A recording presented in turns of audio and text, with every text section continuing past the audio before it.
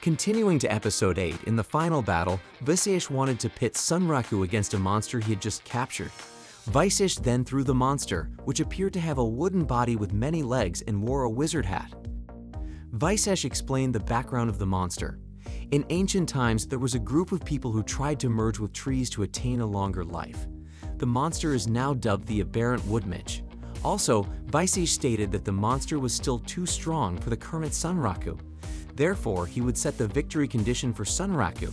He must survive for 5 minutes. Initially, Sunraku underestimated it, thinking it was a simple task to survive for only 5 minutes.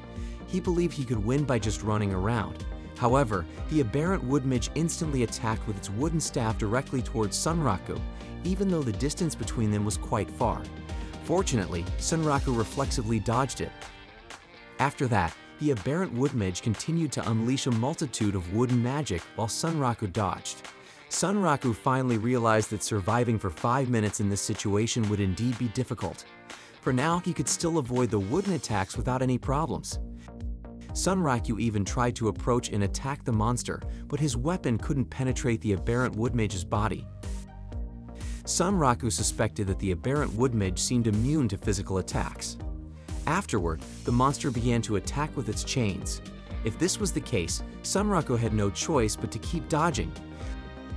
4 minutes remained on the clock. Only 1 minute had passed since earlier, but Sunraku felt that it had been quite a long time. Now, Sunraku understood the danger of the Aberrant Woodmidge. Its wooden attacks were almost too fast to follow with the naked eye. Moreover, the chain attack seemed to trigger negative effects. Worse yet, both of its attacks could automatically follow Sunraku. Sunraku's concentration was depleted just to avoid these attacks. However, there was still one more thing that left Sunraku astonished. The Aberrant Woodmidge continued to enhance its attacks with magic. Furthermore, the variety of its magical elemental attacks increased over time. Sunraku also felt that the intensity of the attacks was rising. The number of chains and wooden staff attacks increased, and the range of its magical attacks widened. If the intensity of the attacks continued to increase, Sunraku might be killed before the 5 minutes were up.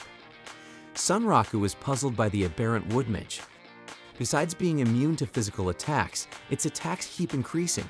He even feels that his chances of winning against Lakin are higher than against the Aberrant Woodmidge. Suddenly, Sunraku thinks that maybe he can't win on the first try. Besides, his mind feels tired. Sunraku decides to strategize after a break and some sugar intake. He feels safe, especially since there's no death penalty here. However, Sunraku questions why he's already convinced he'll lose. He wonders when he became so weak. Even before, Sunraku wasn't sure he could win against 10 species of monsters in one go.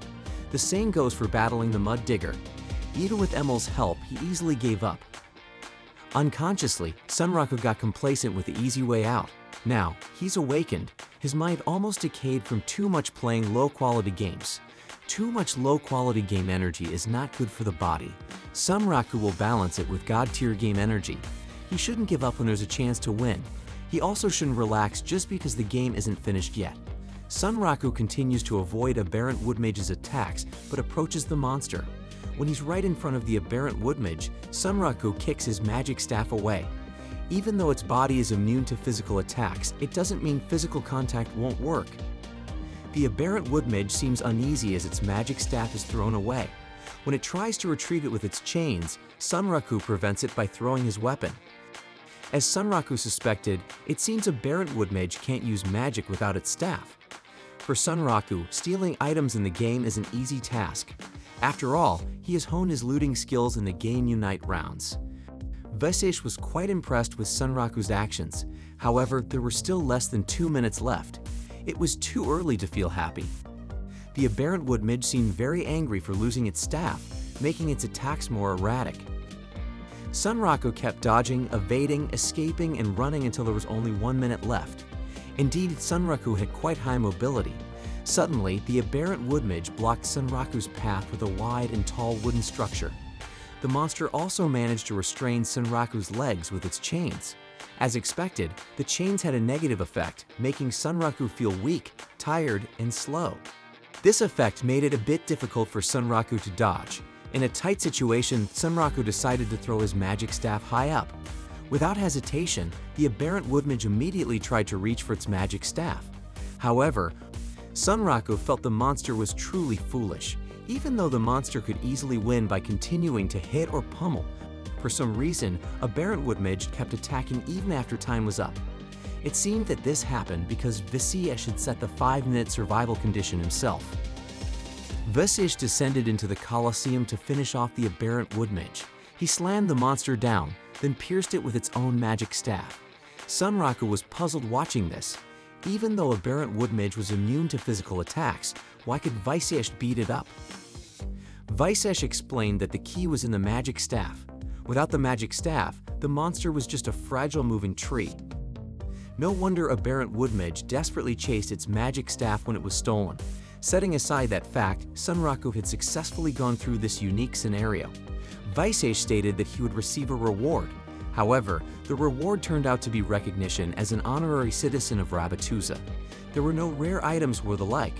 Well, at least the necklace around Sunraku's neck had been removed. There was still a bonus unique scenario, Vorpal Epic. However, Sunraku was too tired and wanted to rest first. Unbeknownst to Rakuro, he had been playing until 2 in the morning. When Sunraku logged back into SLF, he read the description of the new unique scenario he had received earlier. Sunraku had accepted the quest, but he didn't know how to start it. Moreover, the recommended level was 80. The unique scenario touched on the Era of Glory.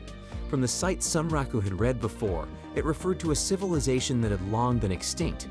With its extensive background and mysteries, Sunraku felt reluctant to continue reading. Sorting through so much information was a heavy task. Even in the game, there was a clan specifically created to investigate its background. No wonder there was a wealth of information. In the end, Sunraku decided to deal with the unique scenario later. For now, he wanted to explore the city and move on to the next area. However, Sunraku remembered that his appearance would attract the attention of player killers or information seekers.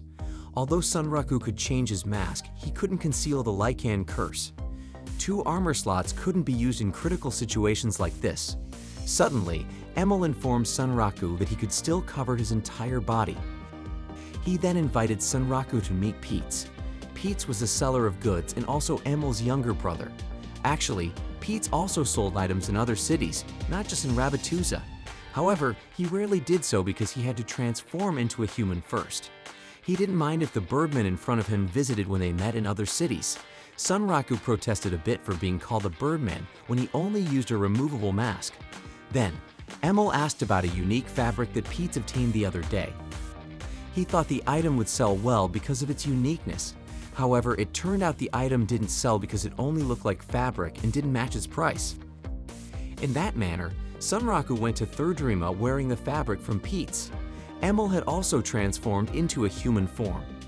As it turned out, the unique fabric referred to as a helmet item, a long white cloth that extended to cover the legs. While it was true that the fabric could conceal the Lycan curse on Sunraku's body, he ended up looking quite ridiculous. Emil asked Sunraku to be patient until they were outside the city. By the way, Emil once again drank mana potions until they were depleted. As they knew, Emil would consume a lot of magical energy when transforming into a human. Sunraku hoped they could go to the next area before running out of supplies. There were 3 areas after the city of Thirdrima. The first was the prismatic forest cave connected to Forfolkshire. The second was the caldera of the Wheel of Fate connected to 5L. And the last one was the ruins of Glory Iron connected to Sixenvelt. Sunraku speculated that the selection of these areas was similar to a strategy wargame where you choose the supported faction, the exploited faction, and the faction to be eliminated. By the way, Emil recommended going to the caldera of the Wheel of Fate. After careful consideration, Sunraku finally decided to go to the prismatic forest cave. Actually, Sunraku admitted that the ruins of Glory Iron was the most important area to visit. Just from its name, it reflected an appealing scientific attraction, but he was sure it was a trap. Sunraku could be in trouble if there were some kind of firearms or similar weapons in those ruins. While Sunraku was rambling, Emil noticed someone familiar spying on them. It turned out that Siger Zero was observing them from a distance while hiding. Sunraku was naturally frightened by this behavior.